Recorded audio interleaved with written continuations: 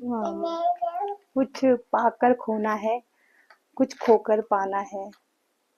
जीवन का मकसद तो आना और जाना है। तो अगर कोई हमसे पूछता है या मैं किसी से पूछती हूँ कि जिंदगी का एक जो सच है वो क्या है, तो जाहिर सी बात है, डेथ, मौत, मृत्यु, ये एक सच है ना। इसके अलावा तो और सारी चीजें मुझे जो लगता है झूठी है। कुछ लोग इसमें कहेंगे कि नहीं, प्यार सच्चा होता है। तो वो तो आपका एक एहसास है, वो आपकी भावनाएं हैं, वो आपके ऊपर डिपेंड करता है कि प्यार सच्चा होता है या झूठा होता है ना। वो तो एक परिभाषा आप ही निर्धारित करेंगे। आजकल एक बहुत ही सीरियस टॉपिक चल रहा है, मतलब आजकल के हिसाब से तो सीरियस ही है। अम, अम, एक अतुल सुभाष जी हैं जिन्होंने सुसाइड कर लिया।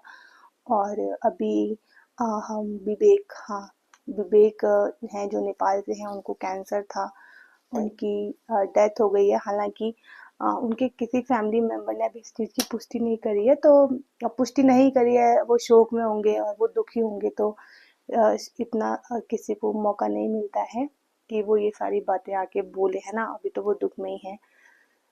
तो कई टाइप के इसमें बातें देखने को मिल रही हैं, लोग तरह तरह के बातें कर रहे हैं, अपनी अपनी भावनाएं लोग रख रहे हैं कि वो इन चीज़ों को लेके क्या सोचते हैं।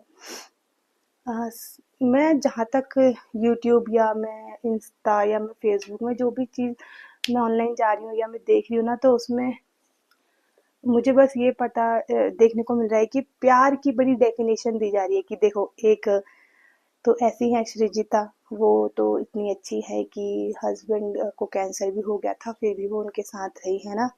एक वो निकिता है, वो निकिता मैं इसलिए कह रही हूँ क्योंकि मेरा नाम भी निकिता ही है।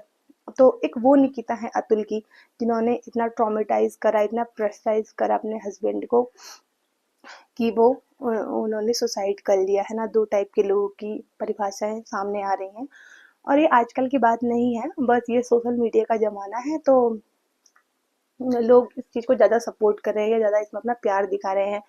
न्यू, ये नहीं डालो बेटा, गंदी बात ना।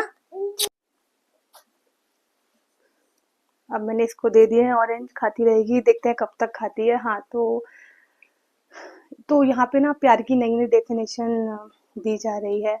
और मतलब लोगों को, अब दो लोगों को ना आपस में एक बहाना मिल गया है डिस्कशन करने का या एक दूसरे को टॉन्ट मारने का, कि ऐसा मुझे लगता है कि अब बहाना मिल गया, एक जरिया मिल गया कि देखो, एक तो वो महिला है जो पति को कैंसर भी हो गया फिर भी वो उसके साथ थी, और तुम तो मुझे बुखार में भी छोड़ के चली जाती हो। या फिर औरतों को ये बहाना मिल गया है कि देखो, उसने अपनी वाइफ की जिद पूरी नहीं करी ना, वो छोड़ के चली गई, मैं भी चली जाऊंगी, देख लेना। मतलब आप ये सारी चीजें अगर नोटिस करोगे तो क्या आप एक चीज नोटिस कर रहे हो यार, मेंटल प्रेशर कितना आ रहा है सामने वाले के ऊपर। सब प्यार, मोहब्बत, इश्क, गिफ्ट, कोरियन ड्रामा, इन सब की सब बात कर रहे हैं, मेंटल हेल्थ की कोई बात कर रहा है क्या? और ऐसा नहीं है कि सिर्फ मैं ही या मैं ही इस बारे में सोच रही हूँ, बहुत सारे लोग हैं जो, जाहिर सी बात है आप लोग भी सोच रहे होंगे, लेकिन ये बात है कि आप किस तरीके से सोच रहे हो उस चीज को, है ना। तो मैं बस अपनी एक सोच बता रही हूँ। देखिए, जो मेंटल हेल्थ है उसका हम सब ने ख्याल रखना चाहिए था। मैं जितना अपने हिसाब से सोच पा रही हूँ, जो विवेक जी थे जो अभी एक्सपायर हो चुके हैं ऐसा कहा जा रहा है, वो शादी के 6 महीने बाद, मतलब उनकी लव मैरिज हुई थी और 6 महीने बाद तक वो हस्बैंड और वाइफ एक दूसरे से दूर थे। दूर इन द सेंस, हस्बैंड क्या खा रहा है क्या नहीं खा रहा है, उसको बुखार आ रहा है, सिर में दर्द हो रहा है, यार वो इंसान किसी से शेयर नहीं कर पा रहा है। और हमें अगर कोई भी परेशानी होती है ना, मतलब हमारे शरीर को कोई भी प्रॉब्लम होती है, अम, ये जो हमारे यूवी रेज होती हैं या हम रेडिएशन होती है, इसकी वजह से तो होता ही है, ये तो हम सबको पता है। लेकिन अगर आपको भरपूर नींद, भरपूर प्यार, भरपूर आराम और भरपूर एक सहारा, आपका बैक सपोर्ट आपके साथ हो, तो मुझे नहीं लगता कि किसी इंसान को ऐसी कोई बीमारी हो सकती है। आप सब लोग यार मेंटल हेल्थ का प्लीज, अपनी भी और दूसरे की भी मेंटल हेल्थ का ख्याल रखिए। मेरा यही कहना है। और जो भी हमारे माँ-बाप हैं, जो जिन्होंने अपने बच्चों की शादी करनी है या जिनके बच्चे भी बढ़ रहे हैं ना, तो मैं आप लोगों से एक रिक्वेस्ट करती हूँ यार, अपने बच्चों को ना ऐसे रहना भी सिखाइए कि वो कम सु कम चीज़ों में, कम सुविधाओं में वो रहना सीख जाएँ। और उनको हर चीज़ की ये ना हो कि यार ये भी मेरे पास हो, वो भी मेरे पास हो। उनको ज़िंदगी जीनी आनी चाहिए, मतलब कम में भी वो जी सकें। ज़रूरी नहीं कि लग्ज़ूरियस लाइफ़ या बहुत ही एक्सपेंसिव चीज़ें उनके पास हों। अगर आप उनको दे सकते हैं, आप दीजिए, ऐसी कोई बात नहीं है। लेकिन फिर भी थोड़ी चीज़ें मतलब उनको उस हिसाब से वो चीज़ें दीजिए। ऐसा सिर्फ़ मेरा कहना है, ज़रूरी नहीं है कि कोई मुझे सुन के अब उस चीज़ को फ़ॉलो करे। मैं तो अपने विचार रख रही हूँ, मैंने पहले ही कहा था कि मैं तो खुद से बात कर रही हूँ और उस चीज़ को मैं खा लेती है सब। मैंने इसको मैं डर गई, मैंने कहा कहीं पूरा तो नहीं निगलने, मैंने छोटे-छोटे इसको पीस करके दे रखे हैं तो खा लेगी ऐसे। आप ये मत सोचना हमें तो ज्ञान बाँट रही है और इसका ख़्याल नहीं रख रही है। खैर अगर रखूँगी तो मेरी बेटी और नहीं रखूँगी तो भी मेरी बेटी है ना? हाँ, तो मैं क्या कह रही थी आप ये ज़रूर ध्यान रखिएगा, आपके पास बहुत पैसा है, बहुत अच्छी बात है, भगवान आपको और तरक्की दे। आप हर जो चीज़ आप अपने बच्चे को एक दे पा रहे हैं, भगवान करे आप वैसी 4 चीज़ें उसके लिए कर पाएँ, है ना?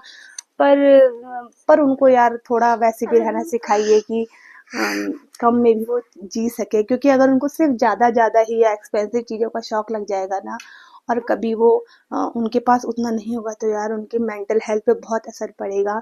मैं अपनी पहली पुरानी वीडियोस में भी और खुद भी मैं जो यूट्यूब में आई हूँ, मैं सिर्फ अपनी मेंटल हेल्थ मेरी ठीक रहे मैं इस वजह से आई हूँ। और मैं पहले भी मेंटल हेल्थ के बारे में बात कर चुकी हूँ, मैं इस गुड़िया रानी के भी बारे में भी थोड़ी बात कर चुकी हूँ। आप वो देखिए, जो प्रेग्नेंट लेडीज़ हैं वो ज़रूर देखिएगा।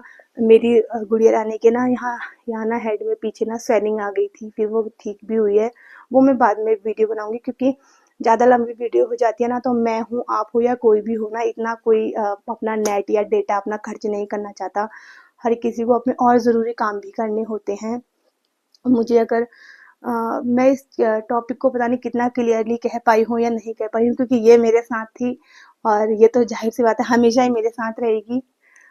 मुझे अपने लिए तो ये चीज़ें करनी ही करनी है, मुझे बातें करनी है आप लोगों से, मुझे अपने दिल की बातें बतानी है। तो छोटी मोटी जो भी मतलब जो मैं नहीं समझा पा रही हूँ, आप थोड़ा उसको कोशिश कीजिए समझने का। लंबी फॉर्मेट में भी वीडियोस आई मैं कोशिश करूँगी लाने की और समझाने की। तब तक मैं आपसे बस यही रिक्वेस्ट कर रही हूँ, किसी को टॉन्ट मत मारिएगा। बस अपना प्यार मोहब्बत से लिमिटेड चीज़ों में आप रहने की कोशिश कीजिए। ये बहुत अच्छी बात होती है। आपको ना मैं यहाँ पे बहुत ही लिमिटेड चीज़ें मेरे पास है और मैं उसी में ही रह रही हूँ। मेरी इस बिटिया रानी के पास भी इतने बड़े-बड़े खेल-खिलौने नहीं हैं। ऐसा नहीं है कि हम ले नहीं सकते, पर एक तो वो यहाँ मिलते नहीं हैं और दूसरी बात है कि इसकी आदत हो जाएगी, ये अच्छे से रहना सीख जाएगी, जो कि इसको फ्यूचर में कहीं परेशानी नहीं होगी, है ना? तो ख़्याल रखिए और घूमने जाइए अपने गाँव वगैरह, हम तो गाँव में ही रहते हैं। गाँव में बहुत अच्छा माहौल रहता है। आप जितने दिन भी आप रहेंगे मुझे पूरा यकीन है आप बहुत शांति महसूस करेंगे। तो अभी आने वाली है मकर संक्रांति, जाइए न्यू ईयर में बड़े-बड़े शहर या घूमने के अलावा आप अपने घर जाइए। बाकी अपना ख्याल रखिए, खुश रहिए और हँसते-खेलते रहिए। जय हो।